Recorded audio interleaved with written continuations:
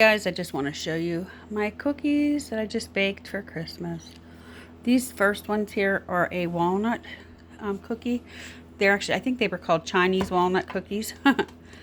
I'm going to put all the recipes in the description.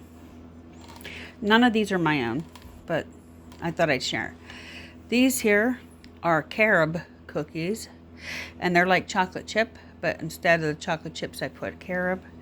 There's no oil in this products. These are all like applesauce based. And over here is my black bean brownies. It's delicious. They're very healthy. They taste like brownies. Again, there's some more of the walnut cookies. And then over here are pumpkin cookies. Now these ones here in the front I put icing on, cream cheese icing, and it's vegan cream cheese icing. But these ones are plain because I'm going to freeze some. I'm going to be making some cookie trays for some people.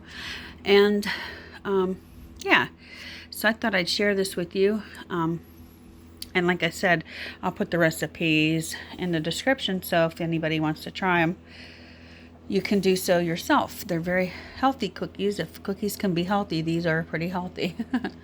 So, okay guys, thanks for watching. Don't forget to love yourself and others. Like, share, subscribe, and happy holidays to everybody.